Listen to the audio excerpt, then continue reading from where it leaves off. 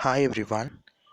In this video we will be discussing the chapter Principles of Inheritance and Variation, and this is the part 1 of the chapter. In this part we will discuss the Mendelian genetics. In part 2 we will be discussing sex determination, linkage and recombination, and in part 3 we will be discussing human genetics. So let's start with the first part. Before that, if you're not a part of the Neetshala app, kindly download it from the Play Store. And if you wish to be the part of 11-week revision challenge, you can visit this website now for more details. In addition to these, you will be also getting chapter-wise notes and many more things. So it's available for rupees 249. You can visit this website for every details. Now let's move to the next slide. Before that, do not forget to like, share and subscribe to the channel so that you do not miss out any notifications. Now let's start with the chapter Principles of Inheritance and Variation. First of all, we are going to discuss the basic terminologies of genetics. First, let's begin with what is genetics. Genetics is a branch of science which deals with inheritance and variation. What is inheritance? Inheritance is the transfer of characters from parents to offsprings. It is the transfer of characters from parents to offspring, or we can say it is the degree of similarity between parents and offsprings. And variation, on another hand, is the degree of difference between parents and progenies. And variation is mainly caused due to sexual reproduction. And that is why progenies are different from parents, not offsprings. क्योंकि offsprings is the product of reproduction. Offsprings में clones भी आएंगे और this clones shows very little variation. And that is why only progenies and parents के बीच में variation होती है. Now these are some of the basic terminologies of genetics like character, traits, factors, alleles, phenotype, genotype, etc. So let's look at that one by one. First one is a character. What is a character? Character means it is a feature of an individual. Every individual has some characters. Like if we say tallness, if we say flower color, if we say fruit color, all these are various characters. And every character has more than one trait. More than one trait are present for every character. Now what is this trait? Trait is basically the variance of a character. The different forms of a particular character is called as a trait. Now this trait is controlled by an allele. Now what is an allele? Allele is basically a pair of contrasting traits. A pair of contrasting traits is called as alleles, and alleles always is expressed in the form of two members, or we can say two letters.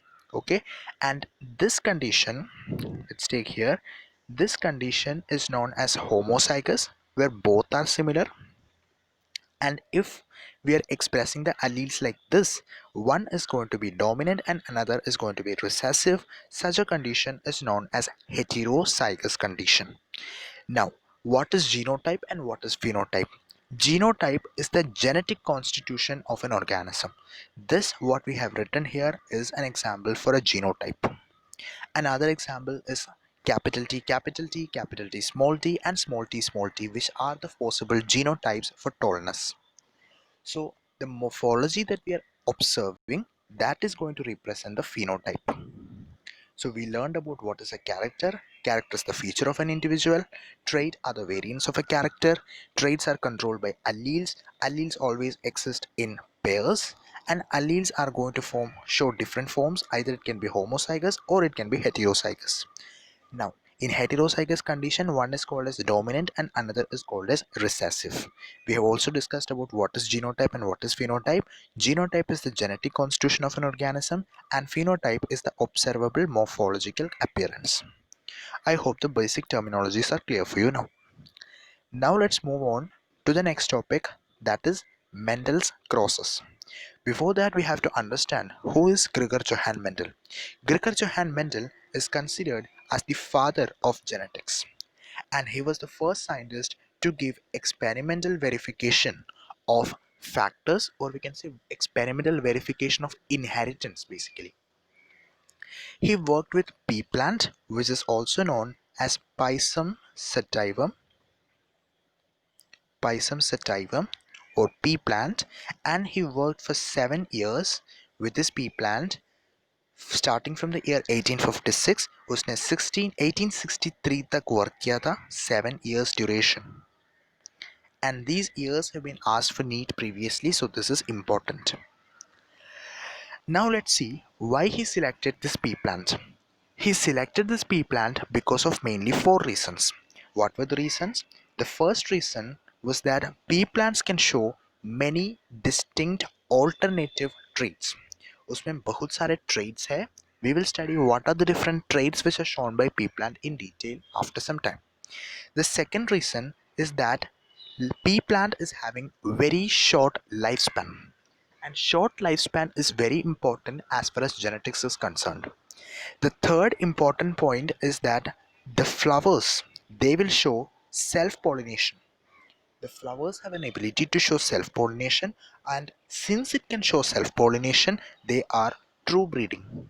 That means we can evolve pure lines or homozygous condition. Pure lines are obtained easily. Pure lines are also called as homozygous condition. So homozygous condition are obtained by self-pollination, and that is the third advantage of Pisum sativa. And the fourth advantage is that it is easy for us to artificially cross-pollinate the pea flowers, and also the hybrids that are formed are fertile. So to get the heterozygous condition, we can carry out cross-pollination, and the seeds that are formed are obviously fertile. This is the added advantage of pea plant. So now let's see why Mendel, despite of all these efforts, did not get a recognition. He did not get a recognition till the year 1900. उसने 1863 में अपना work को complete किया था, लेकिन 1900 तक उसको कोई भी रिकॉग्निशन नहीं मिला. उसका क्या क्या रीजंस था? First reason was that communication was not easy. Second reason was that his concept of stable unblending discrete units or factors that was not accepted by all scientists. The third one is that he used mathematics and statistical analysis in biology, and that was totally new at that time, and it was unacceptable to many biologists. And the last reason is that he could not provide any physical proof for the so-called factors. And these are the reasons why Mendel's work did not get any recognition. उसके बाद three scientists आए. They were Hugo de Vries, Carl Correns, and von Schermark. And these scientists independently rediscovered Mendel's work. And Correns raised the status of Mendel's generalization to laws. And these laws are what is known as Mendel's laws of inheritance, which we'll be discussing in some time. Now let us look at the various traits of a pea plant, and this is extremely important from NEET point of view. So let us look at that one by one. Pea plants shows basically 7 contrasting characters, as you can see over here. There are 7 contrasting characters, and each character has 2 variants. Okay, one character has 2 variant, so total we have 7 characters, or we can say there are 14 variants. These are the 14 variants. Now let us look at each of these in a systematic manner. How systematic manner? Let's take it one by one. We know that if there is difference between two plants, that can be difference in their stem, there can be difference in their flower, there can be difference in the seed, and there can be difference in their fruit. By morphology, we do not usually consider root and leaf for saying the differences, because that will be almost same. If we take same species, they are going to show almost the same morphology in their roots and leaf. So we are going to consider the other four, that is stem, another is seed, another is flower, and another is fruit, for distinguishing from each other. So let's start with the stem first. In stem, the height of the stem varies from plant to plant. And what are the traits that are shown? Either it can be tall or it can be short. Another character is that of flower. Flower can show different colors, that is purple and white. Purple is dominant and white is recessive. Or there can be difference in the position of a flower. And what are the different positions of a flower? Either it can be axial. Axial are produced from axillary bud, and terminal flowers are produced from terminal buds. If it is present at the axils of stem, that is this region, then it is known as axillary bud, and that axillary bud results in the formation of axil flower. And terminal flower is present at the tip.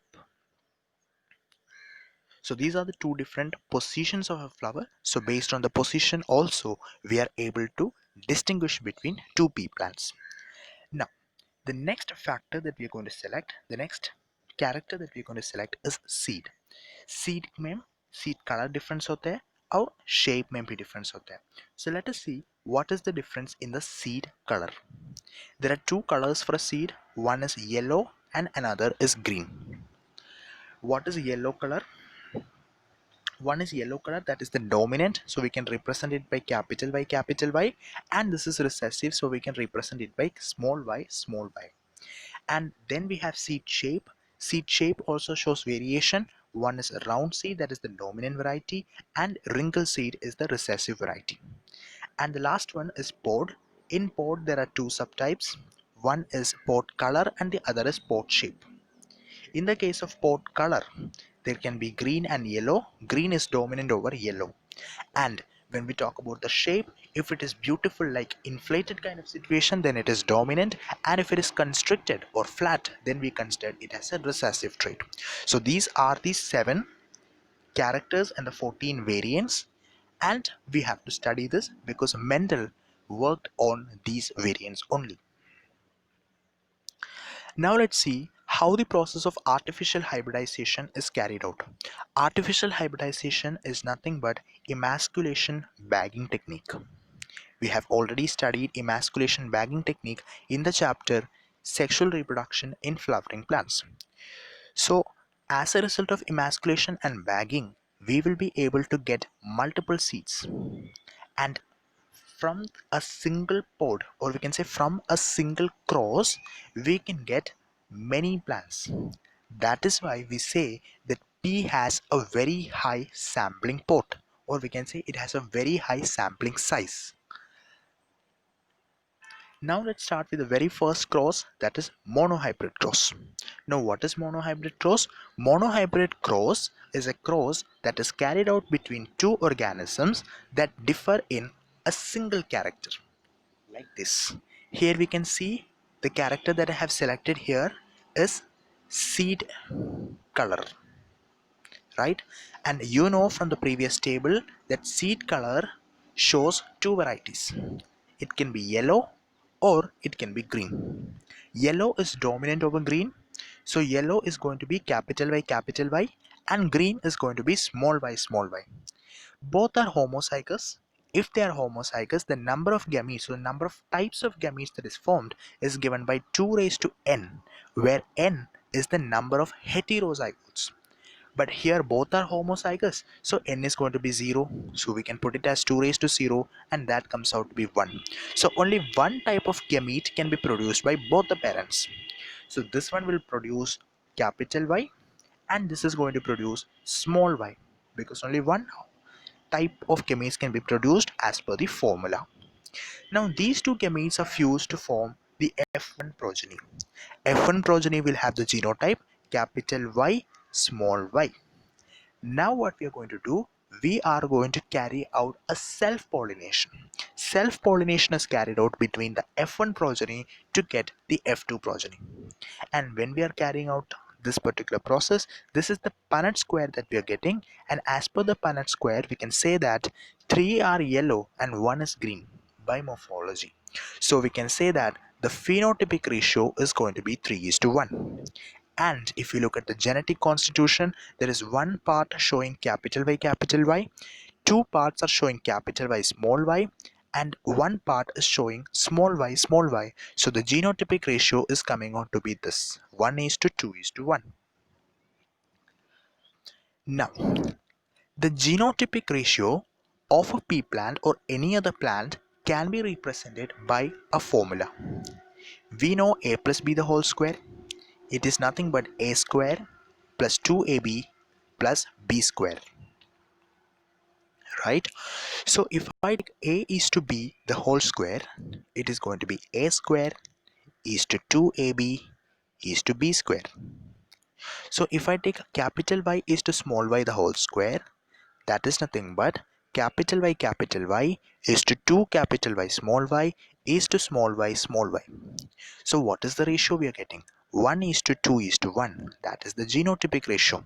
And once we get the genotypic ratio, we can easily say what is the phenotypic ratio. So this is the principal expression, the binomial expression which we use for predicting the genotype of an individual. Now, based on the monohybrid cross, Mendel was able to give two laws. The first law is known as law of dominance and the second law is law of segregation. Now, what is law of dominance? Imagine there is a meeting and in the meeting there is a ruling party and there is an opposing party. The ruling party is very mighty, they are very powerful and hence they suppresses the speech of another person, that is the opposing party. So we can say this is going to be the dominant and this is going to be the recessive. Now the recessive party have to sit muted. They have no role in the meeting because every roles are taken up by the dominant person. The same thing is happening in an individual. If there is a heterozygous condition, in heterozygous condition the dominant trait will be expressed and the recessive trait will be suppressed. This is what is known as law of dominance. Now let's look at Mendel's law of segregation. Mendel's law of segregation is also known as law of purity of gametes. Now what does it mean? It states that for every allele, suppose I have a capital A allele. Now, if this allele have to go from parental generation to the F1 generation or F1 generation to the F2 generation, then it have to take the help of some vehicles. And these vehicles are called as gametes. So let us consider these are our vehicles and each vehicle can carry only one allele. So we can say in this particular vehicle one of the A can go and another A can go in another allele. So we can say every gametes acts as vehicles of heredity and they help in transfer of alleles from one generation to another. This is known as law of segregation. Only one of the two alleles for a gene is put into a gamete in simple terms. Now this is a quick recap for monohybrid cross. We have discussed the phenotypic ratio, it is 3:1 and genotypic ratio is 1:2:1. This is true for every monohybrid crosses. Now we have studied the concept of heterozygosity. Now, there exists a condition called as dominant phenotype. But this dominant phenotype can be due to homozygous condition or it can be due to heterozygous condition like this. It can be due to homozygous condition or it can be due to heterozygous condition. Now, how do we decide this unknown genotype? We know the phenotype, but we don't know the genotype. In that case, we will use a test cross to test or analyze or identify what is the genotype of the unknown organism. For that, we are going to carry out a cross between the unknown organism, that is the organism whose genotype is not known, with homozygous recessive. Homozygous recessive. And if we are getting all plants as dominant, then it is going to be homozygous dominant. And if we are getting 50% of dominant and 50% of recessive, then the unknown plant is heterozygous. This is about test cross. Now let's look at the deviations from Mendelian principles. Basically, we have to deal with 5 deviations. The first deviation is incomplete dominance. Now, what is incomplete dominance? Let's see. Incomplete dominance means neither of the allele is dominant. There is no ruling party and there is no opposition party. That kind of a situation is called as incomplete dominance. And here what is happening, we have one organism with a particular phenotype, let us say capital A, and we have another organism with small a, small a. The F1 will show a phenotype, it will show a genotype capital A, small a. But now this genotype is going to show a phenotype intermediate, which is intermediate to the phenotypes of the parents. This is known as incomplete dominance. The classic example to understand incomplete dominance is that of Antirrhinum majus. Antirrhinum majus is also known as snapdragon. It is also known as snapdragon or dog flower. Now what is this? It can exhibit two different varieties. The parental generation can be two different varieties. One is purely red and another is purely white. Red is denoted by the genotype capital R, and white is denoted by small r, small r. Upon crossing in the F1 generation, we will be getting capital R, small r. Every organism will be showing capital R, small r. And this is going to be an intermediate condition of the parents. That means we are mixing red with white, and that results in the formation of pink. Now if I am taking the F1 generation and crossing them, selfing them, then we will be getting capital R here. Here we will be getting two varieties of capital R, small r, and one part is small r, small r. So we will be getting a genotypic ratio of 1:2:1, and these capital R, small r is going to exhibit pink color. So we can say that the genotypic ratio and phenotypic ratio is going to be the same, that is 1:2:1. This is known as incomplete dominance. Now this is our beautiful pink colored snapdragon flower. This is intermediate condition capital R, small r. This is a perfect example showing incomplete dominance. On one side, as we can see over here, this is completely red. On another side, we have completely white, and the middle jo portion hai, there we can see the intermediate condition, that is the pink. So this is a classic example for incomplete dominance. There is no such thing called as complete dominance over here. That means which law is going to be disobeyed? It is the law of dominance. So we can say that law of dominance is not a universal law, because we have seen that there is exception for this law. Now let us look at another example of deviation of Mendelian principles, that is codominance. Now what is codominance? The perfect example for codominance is the blood types. Now blood types is controlled by three genes, three alleles, we can say, three alleles. What are the alleles? We have IA, IB and small I. In this, we have two dominant alleles. We have two dominant alleles and one recessive allele. So we can say two dominant alleles are there. So we can say both of them are codominant, equally dominant. If they are equally dominant, then we call it as codominant. So what are the codominant alleles? It is going to be IA and IB. So due to the presence of this codominant allele, we have four different types of blood group. If IA is present, there will be type A. IA is present with another IA, it will result in type A, or IA with a small I, then IA is dominant of the small I, and that also results in A blood group. If we have IB with small I or IB, we will be getting type B. If we have both IA and IB, if we have both IA and IB, then it is type AB. And if we have small I and small I, there will not be production of any antigens, and that results in type O. This picture will show the pictures of antigens here. A blood group is having antigen A, and that antigen A is due to the allele capital IA, and this B is due to IB. This is due to both IA and B. That is, IA is also present and IB is also present. And here both are absent, so it is going to be small I, small I. Now the next deviation that we are going to discuss is multiple allelism. Now what is multiple allelism? Here what is happening is that the AB blood group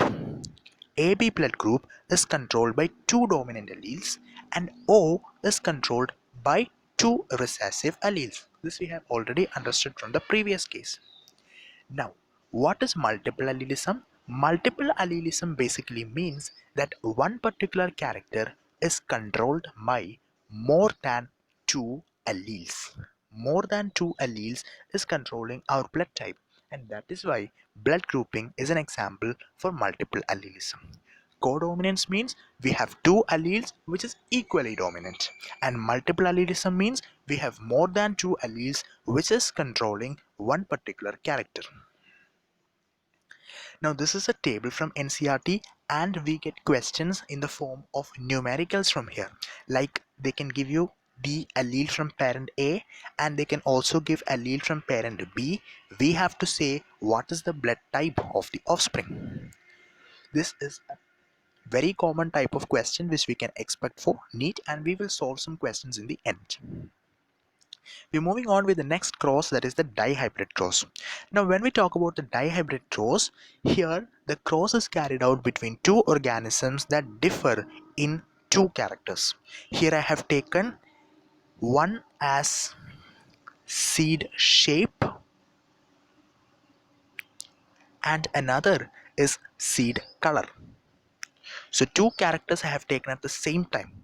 So the organisms are going to differ in two characters, and such a type of cross is considered as a dihybrid cross.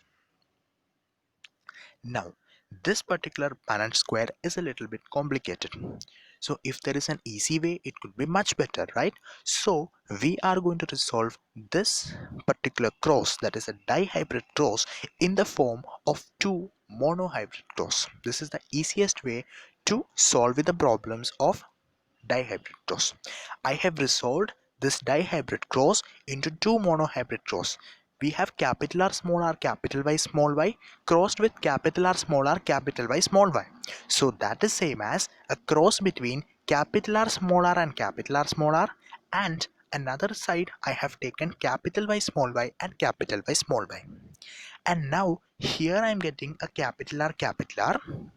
The probability of getting capital R in this particular monohybrid cross is going to be 1 by 4, and that can be crossed with this.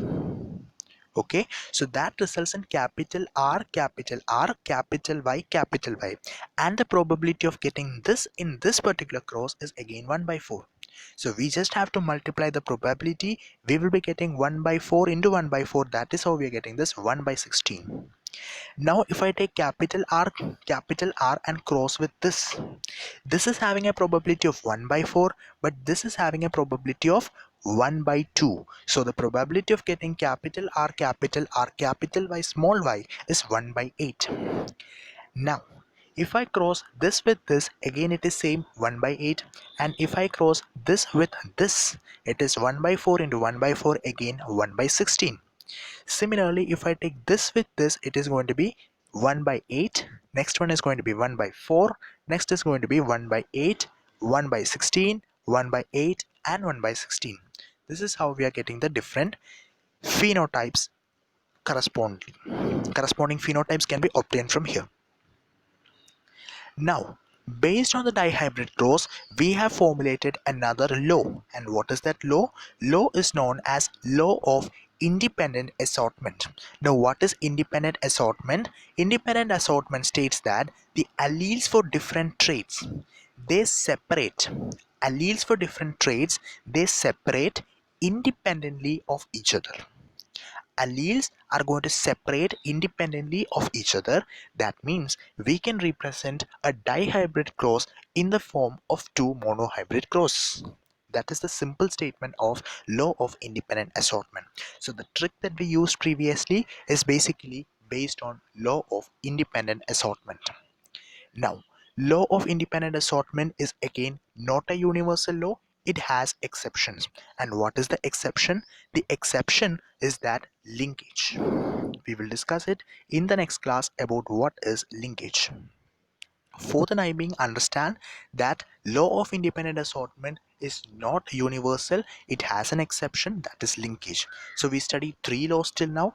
In that, the only universal law was the law of segregation, which is also known as law of purity of gametes. Another deviation of Mendelian genetics is polygenic inheritance. Now, there may be a confusion related to what is multiple allelism and what is polygenic inheritance. In polygenic inheritance, we are talking about genes, not alleles. And what are alleles? Alleles are the variants of a gene. And here we are dealing with genes. We have more than one or more than two genes which is influencing the expression of one trait in polygenic inheritance. Example is human skin color and the kernel color in wheat. If I take human skin color, it is controlled by three different genes: A gene, B gene, and C gene.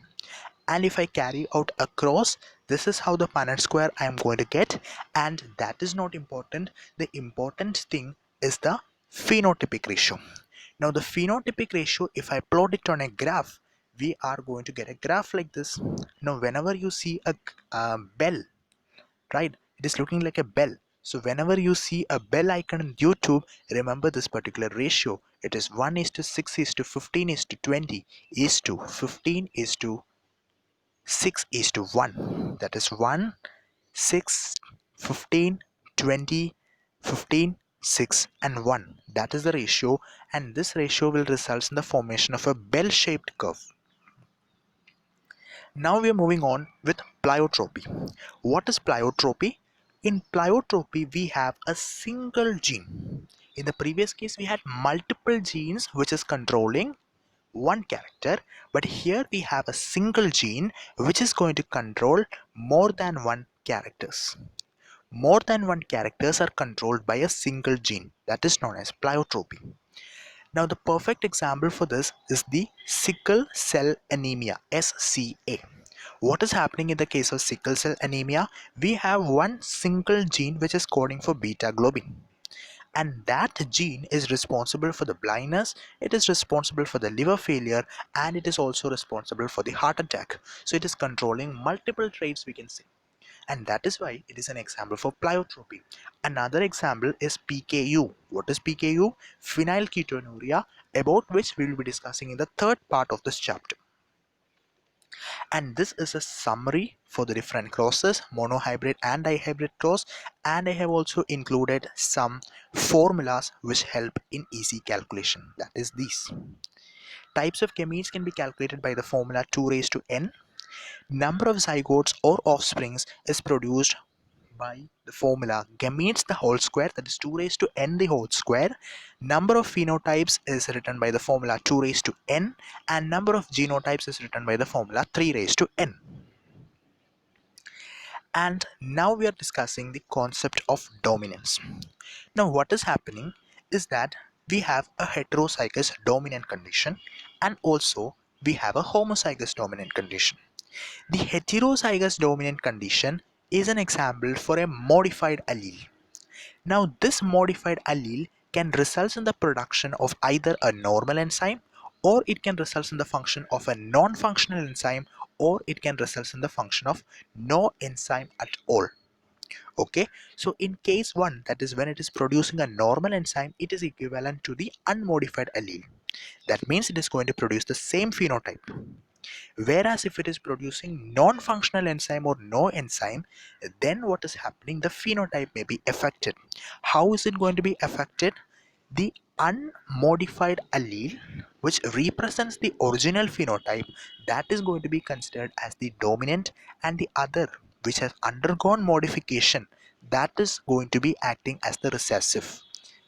Okay, once again, the one which has not undergone modification, suppose this is the homozygous stole and this is modified to form capital T small t, that is heterozygous stole. So this is the modified one. The modified one is not going to produce it is going to produce either a non-functional enzyme or a or any enzyme is not produced. So in both these cases, this is going to be considered as the recessive allele, and the one which is responsible for the production of an allele, or the one which is considered as the unmodified allele, that is going to be called as the dominant allele. We're moving on with another important topic. This we will be discussing in part 2 of our lecture, which will be uploaded tomorrow. And do not forget to join the Telegram group of Neetshala, where tonight there will be a quiz on this chapter, Principles of Inheritance and Variation, Mendel's inheritance, and the different deviations from Mendelian principles. Before we end the session, let's quickly discuss some questions from here. Here we go. The first question: calculation of the number of types of gametes. Clearly we can see that there is one heterozygote here, that is capital B small b. So only one heterozygote is there. So the number of gametes can be calculated by the formula 2 raised to n. So it is 2 raised to 1. It is coming out to be 2. So the answer is option number 4. What is the probability of getting this genotype from this cross? It is same as resolving it into 3 monohybrid crosses. If I carry out the first monohybrid cross, it is capital A small a with capital A small a. इसमें से मुझे capital A चाहिए. So what is the probability of getting capital A in this particular cross? It is 1/4. Similarly, the second cross is going to be capital B small b with capital B small b, and from that I need to get capital B small b. And what is the probability? 1/2. And the third one is capital C small c is crossed with capital C small c. Now from this I need to get capital C small c. Again the probability is 1/2. So if I simply take the product, it is going to be 1/16, and option number 1 is going to be the answer. Now this is another question. The Mendel's law, which is universal without any deviation, what will be the law? It will be law of segregation, or also known as law of purity of gametes. Now this is another very important question, where they have given which of the following is not possible in children from parents with combination B and AB. B means it can either be IB, I. So this is one possibility, and another possibility is IB crossed with IB. So this will result in IA, that is AB is possible. IB will result in B blood group, and it will also result in A blood group. It will also result in B blood group again. And here AB is possible, B is possible. So altogether we can see that O blood group is not possible here. So that becomes the answer. Now, this is a previous year question. It is related to the blood group. What is it stating? If two persons with AB blood group marry and have sufficiently large number of children, these children could be classified as A blood group, AB blood group, B blood group in the ratio 1:2:1. Modern technique of protein electrophoresis reveals presence of both A and B proteins in AB blood group individuals. This is an example for codominance. Very simple question. In his classic experiments on pea plants, Mendel did not use, उसने flower का position लिया था, so that cannot be the answer. Seed color उसने लिया था, so that is not the answer. Pot length उसने नहीं consider किया, pot की shape को उसने consider किया और color को consider किया, so that is going to be the answer. Now this is a very classic example which covers all the deviations in a single question, and this is asked in NEET 2016, and it's a very good question also. What is dominance? In dominance, what is happening? In heterozygous organism, only one allele expresses itself. So A should be matched with 3. Sorry, A should be matched with 2. A should be matched with 2. Now, pleiotropy we know, we have a single gene, and the single gene is going to influence many characters. So C should be 4, A should be 2, and C should be 4. So we can eliminate option 1, we can eliminate option 4. We are left with 2 more options. So let us look at polygenic inheritance. In polygenic inheritance, we have many genes which is governing a single character. That means D should be matched with 1. So we can say that option number 3 is going to be the answer. This is the question which I have told you before. Which one of the following is a period for Mendel's hybridization experiments? It is 1856 to 1863. Next.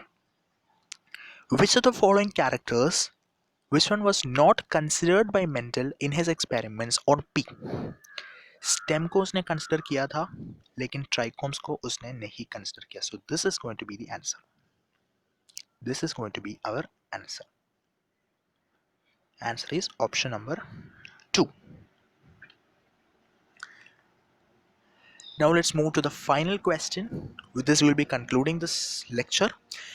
Here it is given that the genotypes of a husband and a wife is given to be IA, IB and capital IA and small I.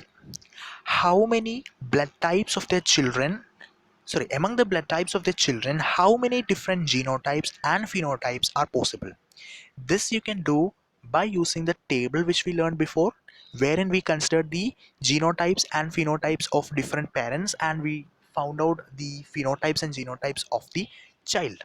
So based on the table you will be able to find out what is the number of genotypes and what is the number of phenotypes. So this question is going to be today's do it yourself question, and once you get the answer, comment on the comment section below, and the top 3 answers, the person who are answering this particular question for the first time, their names will be released in the Telegram channel tonight and also will be uploaded in the next video. So till then, goodbye, and you have another question here as DIY. This is a theoretical question, so you have to answer both these questions. This is question number 1 of DIY and this is question number 2 of DIY. You have to answer both these questions in the comment section, and if you get the correct answer, your names will be released in the next video and also in the Telegram channel tonight. So we will meet again tomorrow with the second part of this chapter. Till then, goodbye, happy learning.